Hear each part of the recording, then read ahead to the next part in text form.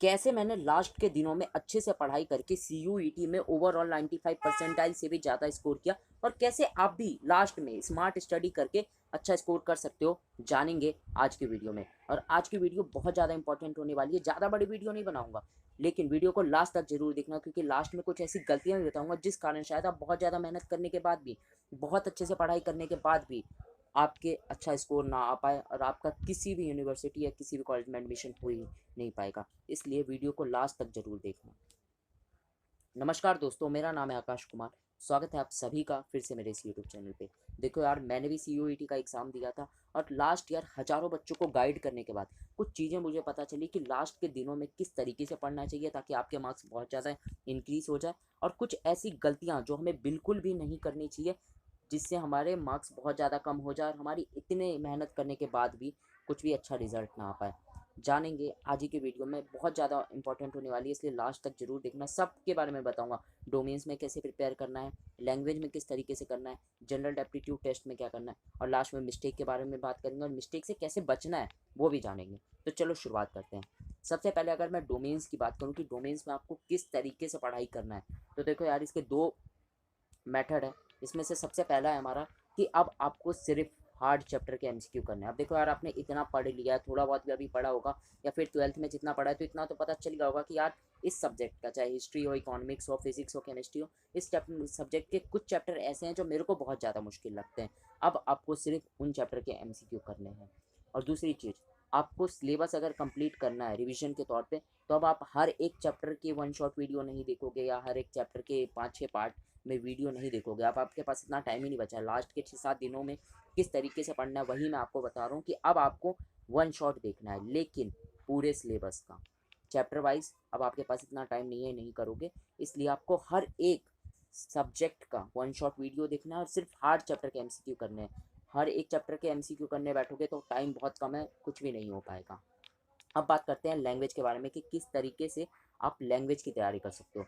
तो लैंग्वेज के लिए यार मैंने दो ट्रिक बताए हैं आपको। सबसे पहला, इसमें आपको रीडिंग कम्प्रीहेंशन पे बहुत ज़्यादा ध्यान देना है। हर दिन 5 से 10 रीडिंग कम्प्रीहेंशन पैसेज के जो है आपको प्रैक्टिस करने हैं। खुद से आराम से प्रैक्टिस करोगे, और अगर फिर भी दिक्कत हो रही है तो कैसे करोगे आगे, वो मैं आगे आपको बताऊंगा, और कहाँ पे मिल सकते हैं आपको इन सब के नोट्स, पीडीएफ या फिर रीडिंग कम्प्रीहेंशन के लिए। और टेंशन मत लो इंग्लिश में। दूसरी चीज़ ये है कि मैंने एक बहुत ही इंपॉर्टेंट पीडीएफ जो है अपने टेलीग्राम चैनल पे प्रोवाइड करा रखी है, जिसमें आपको जितने भी इंपॉर्टेंट सिनोनियम्स, एंटोनियम्स, ये सारी चीज़ें, reading comprehension, mock test, previous year question, सब कुछ प्रोवाइड करा रखा है, वो भी बिल्कुल फ्री में।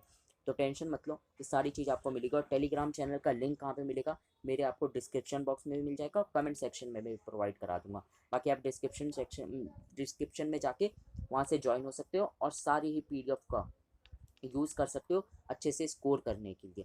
तो देखो, आपको ये समझ आ गया कि डोमेन्स में किस तरीके से करना है, लैंग्वेज में किस तरीके से करना है।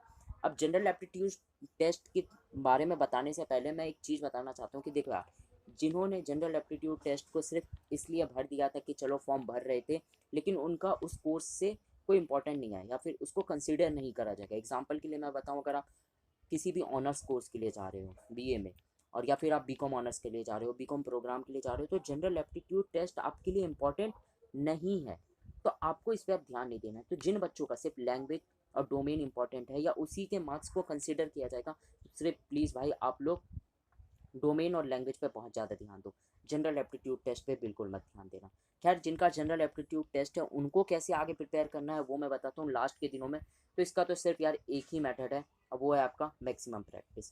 जितना ज़्यादा प्रैक्टिस आप करोगे हर एक मॉक का, ज़्यादा से ज़्यादा आपको मॉक लगाने, प्रीवियस ईयर क्वेश्चन भी प्रोवाइड करा चुका हूँ मैं टेलीग्राम चैनल पे, उसको जाके यूज़ करना है और अच्छे से करना है practice. So basically general aptitude test में अच्छा स्कोर करने का एकमात्र तरीका यह है कि आप कितना ज़्यादा प्रैक्टिस करते हो। जितने ज़्यादा आप मॉक टेस्ट लगाओगे, जितने ज़्यादा आप प्रीवियस ईयर क्वेश्चन को प्रैक्टिस करोगे।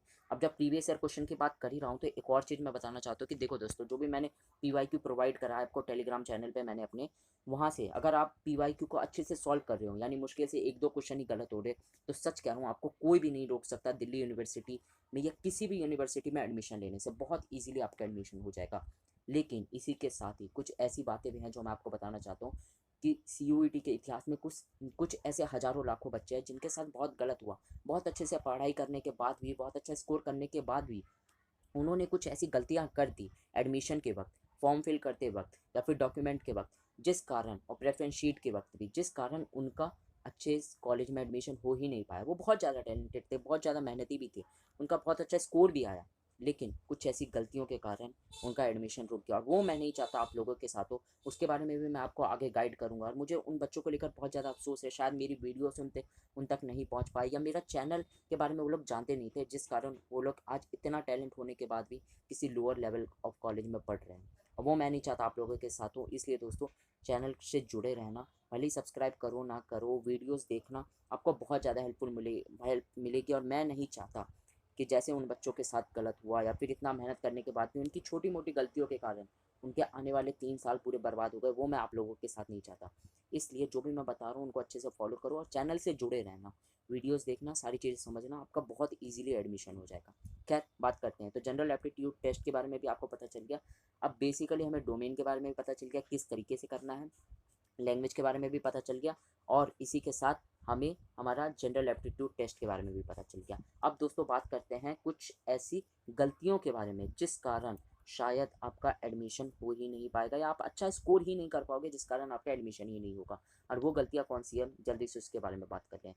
तो 3 गलतियों के बारे में बात करूँगा। पहली गलती जो ज़्यादातर बच्चे करेंगे कि वो हर बच्चा कंप्लीट सिलेबस पे फोकस करेगा, यानी पूरे सिलेबस को अच्छे से मैं पढ़ के चले जाऊँ, इस पर ध्यान देगा, ना कि वो जो स्पेसिफिक चैप्टर है, जो इंपॉर्टेंट चैप्टर है, इस पर फोकस करने के बजाय आपको भी हर एक चैप्टर पे ध्यान नहीं देना है मेरे दोस्त। मैंने आपको पहले भी बताया ना, आपको उन चैप्टर पे ध्यान देना है जो कि हार्ड है, जो आपको मुश्किल लगते हैं। जो इजी है वो तो खुद कर ही लोगे ना।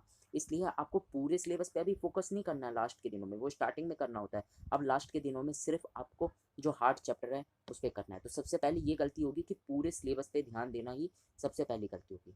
दूसरी गलती कि मॉक टेस्ट को ही अच्छे से प्रैक्टिस नहीं करते हैं बहुत सारे बच्चे। वो सोचते हैं सिलेबस कंप्लीट हो गया, 2-3 क्वेश्चन लगा लिए हर एक चैप्टर के, हो गया। आपको एटलीस्ट हर एक सब्जेक्ट के मैं बता रहा हूँ 5 मॉक लगाने ही लगाने हैं। इससे कम में कुछ भी नहीं होने वाला है दोस्त।